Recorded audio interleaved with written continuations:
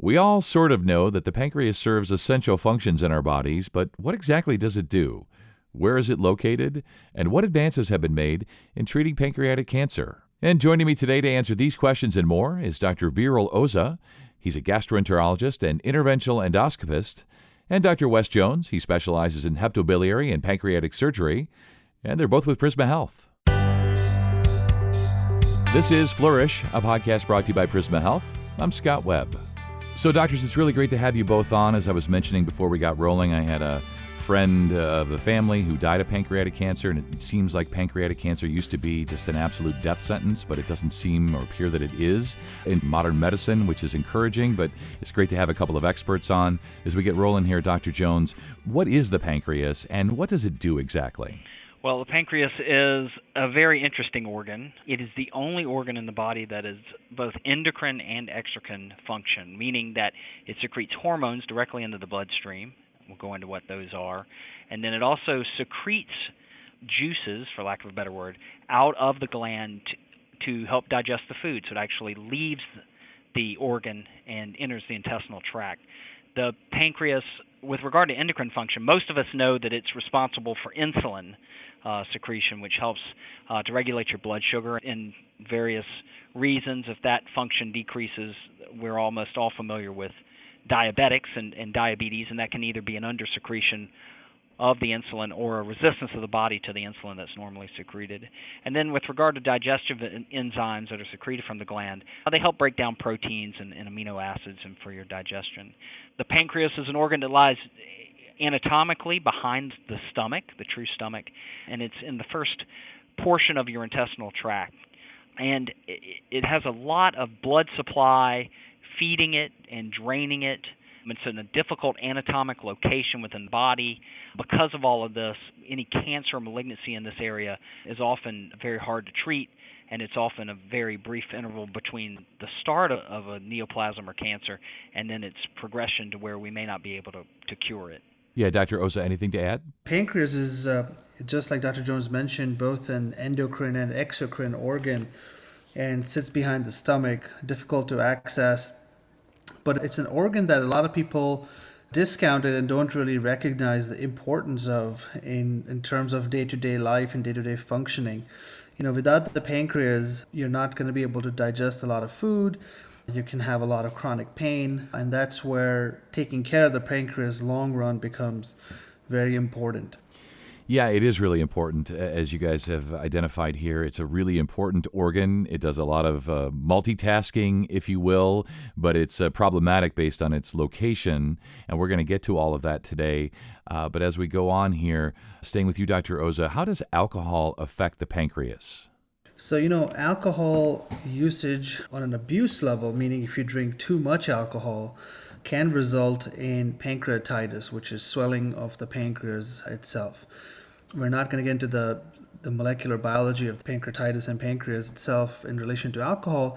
However, knowing that drinking too much alcohol can result in pancreatitis episodes is important. And in not taking care of that and continuing to drink despite having pancreatitis, and you're having recurrent pancreatitis flare-ups and over, essentially results in scarring of the organ and fibrotic tissue, which then results in something called chronic pancreatitis, which literally translates to long-term swelling of the pancreas. The issue with having chronic pancreatitis is the pancreas as an organ now can no longer work efficiently and make the digestive juices that we just talked about, which then results in patients starting to lose weight. And because there's chronic swelling, that can also result in a risk for pancreatic cancer. And Dr. Jones, staying here with alcohol and the pancreas, can heavy alcohol use lead directly to pancreatic cancer? Well, like Dr. Oza said, alcohol use, especially to excess, can lead to pancreatitis and inflammation. From a layman's point of view, chronic inflammation can predispose organs to malignancy. So if alcohol use causes acute and chronic pancreatitis, by proxy it can lead to a chronic inflammatory state of the pancreas, which can lead to an increased risk of pancreatic cancer. So it's not unusual for patients to be heavy alcohol users and be diagnosed with acute or chronic pancreatitis. And then if they do not undergo close surveillance with a heavy suspicion of the possibility of increased risk of cancer. Sometimes this can be missed and often can be incurable. So the short answer to your question is, yeah, heavy alcohol use can lead to pancreatic cancer, usually by way of chronic inflammation. Yeah, I see what you mean. Sort of by proxy, if we connect those dots, you can see how one can lead to the other, or more often than not. And switching back to you, Dr. Oza, when we talk about both alcohol use and how it can lead directly to pancreatic cancer, what are some of the other risk factors for pancreatic cancer? So that's an excellent question. Alcohol abuse is obviously one big risk factor, but the other big risk factor is smoking. Smoking and tobacco use has been shown to be a high risk for really all malignancies, and pancreatic cancer is no exception. These carcinogens or chemicals that lead to cancer are prevalent in cigarette smoke. In fact, I think I read one article which said that some cigarettes have as many as 2,000 different types of carcinogens. Now, these don't cause cancer like overnight. It's more of the long-term accumulation over time that results in higher risk for developing pancreatic cancer or really any cancer. Outside of that, there are genetic factors that predispose certain individuals to getting the recurrent pancreatitis, which we talked about, which then in itself results in a state of chronic inflammation or chronic swelling, which then leads to cancer at an earlier age. In addition to that, there are other risk factors such as obesity. Being overweight and obese and having a sedentary lifestyle has now been shown to be an independent risk factor for certain malignancies, and pancreatic cancer is one of them. So there are other risk factors outside of just alcohol, but generally speaking, whether it's recurrent pancreatitis or genetic factors, or autoimmune pancreatitis, where the body's attacking itself, kind of like rheumatoid arthritis or lupus. All of these conditions end up resulting in the pancreas being swollen over a long period of time, and that results in changes that leads to cancer. Yeah, and Dr. Jones, when we think about the chronic swelling, the pancreatitis, how does somebody know if they have both pancreatitis but also pancreatic cancer? Like, what are the symptoms of pancreatic cancer, and why is early diagnosis so critical? Well, I think this is one of the challenges. The symptoms of pancreatic cancer are often subtle in most patients. Typically, in retrospect, someone will say, well, I've had some vague abdominal pain, often diagnosed as gastritis or just irritable bowel symptoms. And often that's kind of treated at home, and then even with some medical guidance, often treated empirically, medically as well, just to give a trial of medical treatment, dietary and lifestyle changes, see if that helps it. Some of the more sinister symptoms are unexplained weight loss. Most patients will tell you they've lost, 10, 20, 30 pounds over several months. Another symptom is new onset diabetes. A patient who has normal blood sugar levels, they go to their regular doctor, and they're found to have a markedly elevated blood glucose level, 200, 300. No real reason for that. They're not necessarily obese. They haven't had predisposed symptom or early symptoms of diabetes. Type 2 diabetes they've been managing with their doctor for several years. Often they'll have loose stools, what we call fatty diarrhea, because the pancreas secretes that digestive enzyme. If those enzymes are absent, the food will be undigested and cause usually cramps, gas, and loose stools or rust-colored globules of oil-like stools. And then one of the more dramatic symptoms of pancreatic cancer can be jaundice. A patient who his family or friends notice he has a yellow tinge to his skin or eyes. That is often less subtle than some of the ones I've already kind of listed. And then one other symptom or a sign would be someone who had acute pancreatitis with no real risk factors for pancreatitis. They've had no history of gallstones, they don't drink alcohol at all, and they have an unexplained cause for pancreatitis. That can be another sign or symptom of pancreatic cancer. Dr. Oza, why is early diagnosis so critical when it comes to pancreatic cancer? So that's a great question. Before I answer that question, I just want to re-emphasize what Dr. Jones just said about a couple of different symptoms of pancreatic cancer. The two things he mentioned that I think are often overlooked, that kind of ties into what you just asked me. or this new symptom of diabetes. I can't tell you the number of times I see the patients who tell me that, yeah, we were just diagnosed with diabetes, and you ask them more about that, and they will tell you that they were told they're pre-diabetic about 8 or 9 months ago, and then they got diabetes about 6 months ago, and then 6 months later, the CT scans and MRIs now show a pancreatic mass. And that's actually been shown now over and over again that what Dr. Jones mentioned, that when you get diabetes, the United States Preventive Task Force, or USPTF, recommends considering pancreatic imaging in anybody who gets new diagnosis of diabetes after the age of 50. Now, that's a little bit more dramatic in terms of 50, but in my practice, if somebody's over the age of 60 and they're just seeing me in clinic for something else, and if they mention that they were just diagnosed with diabetes, I certainly think about, should I do a pancreatic cancer screen on these patients despite them having no other risk factor, simply because I have seen a lot of patients where the diabetes tends to precede pancreatic cancer. So that's one big symptom that Dr. Jones mentioned I want to emphasize on. And the second one that he mentioned was having this pancreatitis episode with no other risk factors. That is another key. That is sometimes missed when some people have pancreatitis and they have no other risk factors. People are oftentimes forgotten, or they really just go home and they're like, hey, we feel great. There's no reason for us to go to see these doctors. People may not have insurance because they've lost jobs because of the pandemic.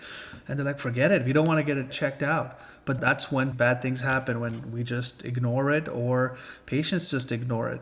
So you generally, after somebody has had a pancreatitis episode and you haven't found a cause for it, 6 to 8 weeks after that episode, doing an imaging or CT scan or an MRI or something called an endoscopic ultrasound is certainly indicated to go looking for a cause. So those are the two things I wanted to mention. But to answer your question about why is it so important to pick these up early, I want to give you some numbers, and I think that those numbers will explain why it's key to pick these up early. In 2021, American Cancer Society estimates that about 60,000 people in the United States will get diagnosis of pancreatic cancer. Of those, approximately 49,000 will die the same year, so in 2021 itself. So that's in the United States. Now, we are in South Carolina. When you filter down those statistics from American Cancer Society to state level, in South Carolina, that essentially translates to about 1,000 people, 1,000 to 1,100 people, new diagnoses of pancreatic cancer, of which about 900 will pass away. Our state is not exactly a big state by numbers, and somebody will know somebody, or at least 2 degrees of separation, will know somebody else who has either been diagnosed or will pass away from pancreatic cancer. And the reason for that is that the survival rate of pancreatic cancer of all comers, meaning of all stages, localized, regional, or distant, those are the main stages in layman's terms. Then of all comers, the survival rate at 5 years of pancreatic cancer is estimated to be about 9.1%, meaning of 100 people diagnosed with pancreatic cancer today at any stage, only 9 of those will actually be with us in about 5 years. So that's a pretty dramatic, unfortunate number, that 91% of patients will not make it 5 years. And that survival depends on the stage at which we make the diagnosis. The earlier we make the diagnosis, the better the outcome. If they're localized, meaning the tumor is not involving any other organs such as the liver or the lung, does not involve any major blood vessels in the area, and is just really focal in one specific spot, then that 5-year survival rate goes up to almost 40 to 42%, which is pretty high. And that's the whole point of trying to make the diagnoses early, and being aware of some of these risk factors and being aware of your body, really. I'm just processing these numbers. I wrote these down because I want to remember these. Dr. Jones, tell listeners what's being done. How is pancreatic cancer treated? What are the latest treatment options? There's been a sea change in the treatment of pancreatic cancer over the last 20 years. Initially, if a patient presented with pancreatic cancer, they were often taken to surgery as an attempt to cure them. And today, still, surgery is the way to cure patients. There is not a chemotherapeutic regimen, with or without radiation, that will cure patients in and of itself. And in the last 20 years, most people had noticed that a lot of these patients that went to the operating room were not cured. And in fact, the operations that they underwent were very morbid. They had a lot of side effects. They had a lot of life-altering complications. There was a significant amount of patients who didn't survive surgery at that time. And so work was being done to try to avoid doing an operation on someone that would not be helped by it, and to try to identify those patients that would be the most favorable candidates for cure and worth the risk of having operative intervention on this. And this is not only in pancreatic cancer. There are other types of diseases this has migrated towards, but we've adopted now what's called a neoadjuvant chemotherapy approach, which means that when a patient's diagnosed with pancreatic cancer, they're fully assessed, like Dr. Oza said, to see the relation of the tumor to blood vessels, to see if there's any disease outside of the abdomen, such as in the lungs or in other organs within the abdomen. And they're staged initially. And if those patients are kind of stratified as either incurable or unresectable, obviously resectable straight out, or somewhere in between, what we call borderline resectable. Initially, if patients were felt to be resectable, meaning that they could have surgery, the thought was that the operation would remove all of the cancer and they could be cured, although the chances were that not all patients would be cured even if they did have that operation. Traditionally, those patients went straight to surgery. The patients who were not curable or resectable just had palliative chemotherapy, meaning they were given chemotherapy to help them live longer. And those patients in between did a neoadjuvant approach. Over the last 10 years or so, we've gone to those patients felt to be resectable or borderline resectable to have a neoadjuvant approach now. So almost every patient will undergo chemotherapy. Radiation is not often used. That's a change as well. Initially, radiation played a part, and right now radiation is not routinely given up front. And then after they undergo a regimen of chemotherapy, and there's several regimens to choose from, some that are experimental, including research trials, they're restaged. And we stage people by CT scans with contrast that have high-definition imaging of the pancreas. And if they have not had progression of their tumor to a higher stage or to the degree of unresectability, they undergo surgery. And again, that surgery depends on the location of the tumor within the pancreas and is invariably complex and has a certain amount of risk to it. But when performed by people who perform the operations fairly frequently, more than 10 to 12 times a year, that have acceptable outcomes, and there are this distinct population that are cured, like Dr. Oza said, depending on their stage. I tell patients when they come to see me with a new diagnosis of pancreatic cancer, about 1 out of 8, or approximately 15%, are resectable initially. The remaining 7 out of 8 will either be unresectable or borderline resectable. And then out of the 1 out of 8, if you take 8 of those patients, so 15% of the ones who are resectable, about 1 out of those 8 will be alive at 5 years for all comers. I think another thing that bears repeating that Dr. Oza hinted at was that we have a 9% 5-year overall survival. That's been up to 10%, and I can tell you that there's a lot of people that are pretty proud of that number, given the historically dismal outcomes associated with pancreatic cancer before the neoadjuvant approach and some of the multimodal chemotherapeutic approaches that are used now. But it's still nothing to necessarily celebrate with just a 10% 5-year overall survival rate. Yeah, I think you're so right, and I know you guys are working on this every day. I want to give you a chance, Dr. Oza, when we talk about pancreatic cancer treatment and the future and levels of optimism that folks should have, where are you at with this? I think the future is looking very, very promising. And the reason I say that even though I have that 9% number that I quoted earlier, 25 years ago, that number was about 7%. So in about 25 years, we really haven't made that much progress when you compare it to all the other different types of cancers: breast cancer, colon cancer, cervical cancer, lung cancer, etc. Their survivals have improved dramatically in double digits across the board, except pancreatic cancer. However, our progress in the last few years actually has shown success in terms of this number starting to tick up slowly. One is chemotherapy drugs that are coming out. There's something called immunotherapy that is starting to show some promise in many different types of cancers, and I think trials are underway for pancreatic cancer as well. But outside of that, there's new devices that are being invented and they're coming down the pipeline that will allow us to, in patients who have advanced disease, previously when they do radiation therapy, for example, it tends to scar not just kill the tumor, but also kills the healthy cells around. So we have some new things that we can do to place markers in the tumor itself so the radiation oncologists can target their beam in a specific area.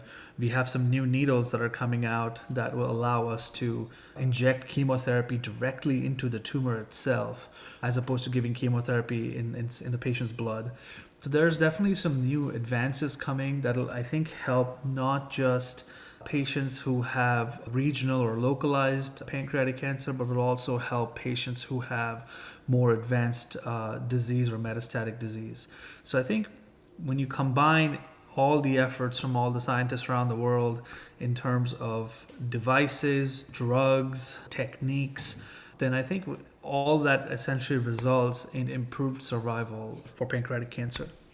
And I think one other point that ought to be hammered home too is that people are living longer with incurable pancreatic cancer. Previously, 6-8 months was kind of the mean life expectancy. We routinely see patients live 18, 20, 24 months on palliative chemotherapeutic options with well-tolerated treatment regimens. So although they may be incurable, they live to see 2 more Christmases, 2 more birthdays, children, and weddings. And they actually, not everyone, but there's a fair amount of folks that tolerate their treatment very well with limited side effects. So we follow up in the office, and they have surveillance, and it's impressive to see how well patients are doing just with some of the new chemotherapeutic regimens that have been started in the last 5 years or so. Yeah, it is impressive, and I have heard about immunotherapy, and the first time I heard about it, I thought it was like something out of science fiction, like something out of Star Trek, like CAR T-cell immunotherapy. But the more I talk to doctors, the more I talk to experts, it seems like there's reason for optimism that it can grow beyond, where it initially started, and to think that it may also find its way into pancreatic cancer treatment is really amazing, because it's just too many people dying of pancreatic cancer despite everything that you guys do on a daily basis. As we wrap up here, Dr. Oza, this is maybe $1 million question and maybe a difficult question to answer, but can pancreatic cancer be prevented? Is there screening? Is there anything folks can do, especially if they have a family history or, the genetics play a factor for them? The easy answer to this is if you have a family history of pancreatic cancer, then yes, you do qualify for pancreatic cancer screening. There's 2 different screening modalities that we use. One is MRI studies, and the other is endoscopic ultrasound, which is an endoscopy procedure. The scope goes in from the mouth into the stomach and has an ultrasound tip, which we use to see the entire pancreas from head to tail. That's actually different parts of the pancreas, head to tail. But those are 2 main ways to screen for pancreatic cancer, do screening. There's another test that has recently been developed that we are actually starting to offer now in some patients, and that's a blood test. And the blood test has shown some promise as well in high-risk individuals, especially when they don't qualify for EUS, endoscopic ultrasound, or MRI. Then those patients, a blood test is a reasonable option. It's an expensive blood test at the moment, and hopefully over time it will be covered by insurance and the prices will also come down. So those are 3 main ways to screen for pancreatic cancer at the present time. If you don't have a family history of pancreatic cancer, however, but you have a history of other cancers, such as, say, breast cancer or colon cancer or a parathyroid cancer or even thyroid cancer, then you may have a gene mutation that runs in the patient's family. And those particular gene mutations also make the patient a little bit higher risk for developing pancreatic cancer. So the most notable one that the public tends to know about is the BRCA gene or the BRCA gene. There's many different types of BRCA genes, but the most popular ones in public opinion in the media is BRCA1 and BRCA2. And these genes are oftentimes associated with breast cancer, but they also carry a higher risk of other cancers, and pancreatic cancer is one of them. So depending on your genetics that are in your family, even though you may not have a history of pancreatic cancer in your family, you may qualify for pancreatic cancer screening simply because of the genetics. As far as what you can do to reduce the risk of pancreatic cancer, quite frankly, just have a healthy lifestyle, exercise regularly. Be like Dr. Jones, go running every day, don't smoke, don't get drunk, and avoid alcohol as much as possible. I think, and eat a diet which is high fruits and vegetables. And I think those are all things that will, over time, that one can do to really reduce that risk as much as possible. Genetics is something you cannot change. You're born with it. So once you have the genes, there's no point being anxious about it. What we can do is be aware of the risks, the symptoms of pancreatic cancer, ones that Dr. Jones and I mentioned earlier during our chat today. But short of that, I think not doing stuff to screw it up even more. Don't smoke and use tobacco, things like that. And having a healthy lifestyle. I think those are the main things that patients can do to negate that risk as much as possible. Yeah, you're so right. We can't outrun our family history and genetics, but there are things that we can do, as you say, just a healthy lifestyle. Just be as healthy as possible. Be like Dr. Jones. Go for a run. He may be jogging in place right now for all we know. It's very possible. It's very possible. So, Dr. Jones, this has been really illuminating, really educational today. I'm going to give last word to you when it comes to pancreatic cancer, the present, the future. Final thoughts for listeners. I would echo what Dr. Oza said, moderation in all things, clean, healthy lifestyle, be aware of symptoms, be your own advocate. If you have abdominal pain, weight loss, these are things to watch for in your friends and family. See experts who take care of this disease. Seek counsel from your friends and from your colleagues. I think that's all you can do. Yeah, and as we've discussed today, there is screening available, especially if you're in a high-risk group. Early diagnosis is so key. Live that healthy lifestyle. Be like Dr. Jones. Take care of yourself. Run. Don't smoke. Don't drink too much, and so on. It's been really great having you both on today. Thank you so much. You both stay well. Yeah, thank you for your time. Thank you so much for having us. For more information and other podcasts just like this one, head over to prismahealth.org. This has been Flourish, a podcast brought to you by Prisma Health. I'm Scott Webb. Stay well.